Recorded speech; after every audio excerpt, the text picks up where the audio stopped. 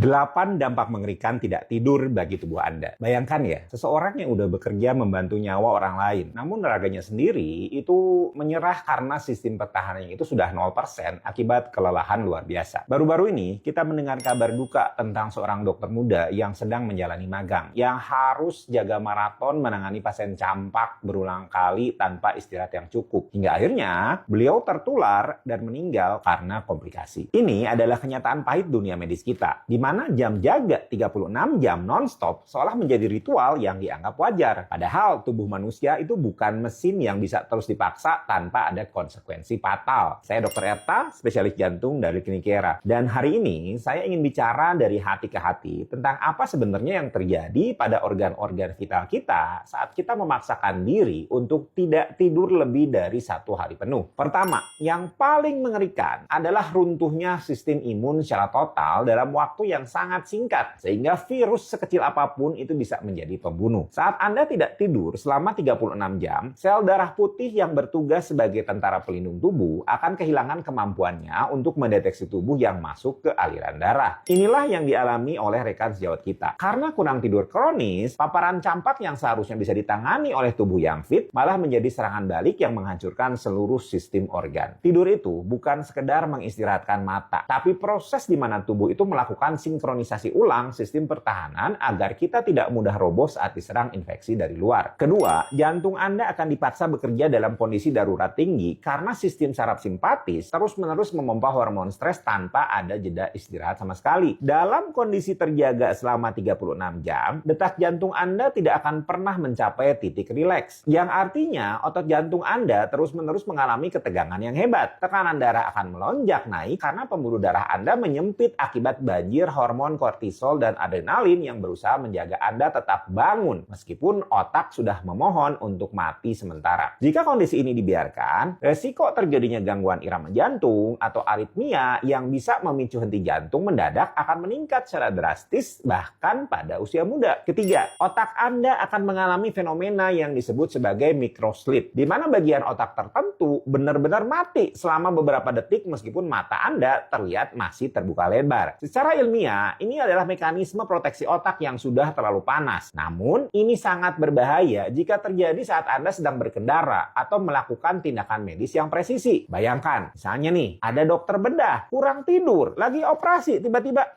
berdarah banyak. Nah, bayangkan seperti itu. Bayangkan otak Anda itu seperti ponsel yang baterainya itu tinggal 10%. Lalu masuk ke mode hemat daya. Layarnya mungkin masih menyala, tapi aplikasi di dalamnya sudah tidak bisa lagi berjalan dengan benar dan sering macet secara tiba-tiba. Nah, kondisi ini membuat kemampuan koordinasi motorik Anda menurun drastis, setara dengan orang yang sedang mabuk berat akibat pengaruh alkohol yang sangat tinggi. Keempat, metabolisme tubuh Anda akan mengalami kekacauan hormon yang membuat kadar gula darah tidak stabil dan memicu peradangan di seluruh dinding pembuluh darah. Kurang tidur secara kronis itu bisa mengganggu kerja insulin, kunci yang membuka pintu sel agar gula itu bisa masuk, sehingga gula itu menumpuk di darah dan merusak organ-organ lain dari dalam. Yang kelima, fungsi ginjal Anda akan tertekan karena harus menyaring sisa metabolisme yang jauh lebih banyak akibat tubuh yang terus dipaksa bekerja tanpa proses pembuangan racun yang normal saat tidur. Ginjal itu butuh waktu istirahat di mana aliran darah ke organ tersebut stabil. Namun saat Anda terjaga 36 jam, ginjal dipaksa melakukan lembur tanpa bayaran yang layak. Yang keenam, suhu tubuh inti Anda akan menurun atau tidak stabil, yang menunjukkan bahwa sistem pengaturan suhu di otak itu mengalami malfungsi akibat kelelahan ekstrim. Anda akan merasa kedinginan, menggigil, padahal suhunya itu biasa-biasa aja. Yang ketujuh, emosi Anda akan menjadi sangat labil karena pusat logika di otak kehilangan kendali atas pusat emosi, sehingga Anda lebih mudah marah, panik, atau bahkan mengalami halusinasi ringan. Makanya nih, kalau misalnya lagi laporan jaga, seniornya baru aja habis jaga, itu biasanya harus hati-hati ya. Salah sedikit bisa jadi dimarahin. Kedelapan, terjadi peningkatan radikal bebas yang bisa merusak DNA seluler kita. Jadi kalau misalnya ini berlangsung secara kronis dalam jangka waktu yang lama, bisa muncul kerusakan di jantung Anda, di pembuluh darah Anda. Nanti lama-lama nggak ada aritmia. Setelah sering kurang tidur, jadi muncul aritmia. Setiap jam Anda begadang melewati batas, Anda sedang mencuri jatah umur Anda sendiri di masa depan. Kita sering merasa hebat, bisa bertahan tidak tidak tidur demi tugas, tapi sebenarnya kita sedang melakukan penghancuran diri secara perlahan demi sesuatu yang terkadang tidak sebanding dengan nyawa. Jangan menunggu sampai tubuh Anda itu mengirimkan sinyal rasa sakit yang luar biasa atau sampai Anda terbaring di ruang isolasi untuk menyadari bahwa tidur itu adalah sebuah kemewahan yang wajib. Dedikasi dalam pekerjaan itu mulia, tapi menjadi martir kesehatan karena sistem kerja yang tidak manusiawi adalah sebuah tragedi yang seharusnya tidak perlu lagi terjadi di zaman modern ini. Saya ingat ya, waktu saya residen dulu, kalau misalnya di bagian tertentu, kayak bagian bedah atau anestesi, itu bisa pulang ke kosan seminggu 2-3 kali itu sebuah kemewahan. Mereka itu lama sekali menghabiskan waktu di rumah sakit. Seharusnya hal seperti ini tidak dilakukan, tidak terulang. Kalau bisa sih mereka itu pulang ke kosan ya tiap hari. Tapi kan namanya jaga nggak bisa seperti itu ya. Harus diberikan waktu supaya para dokter ini, terutama dokter magang, dokter residen, itu jam kerjanya itu tidak berlebihan dan cukup waktu untuk istirahat. Mari kita mulai berani berkata tidak pada budaya begadang yang tidak perlu dan mulai memprioritaskan waktu tidur minimal 7 jam sehari agar jantung kita itu tetap kuat menemani hingga hari tua. Tolong share video ini terutama ke teman-teman atau keluarga yang bekerja di bidang kesehatan atau mereka yang hobi pamer begadang sebagai bentuk kerja keras. Kalau menurut teman-teman, apakah sistem kerja jaga maraton seperti ini masih pantas dipertahankan atau harus segera dirubah demi keselamatan nyawa? Tulis ya pendapat kalian di kolom komentar. Mari kita diskusikan ini agar ada perubahan nyata untuk melindungi tenaga medis dan pekerja di seluruh Indonesia. Ingat, pekerjaan bisa diganti, tapi jantung dan nyawa Anda tidak ada serepnya di bengkel manapun juga. Sehat selalu untuk kita semua dan mari kita mulai menghargai bantal dan guling kita sebagai investasi kesehatan paling murah namun paling berdampak.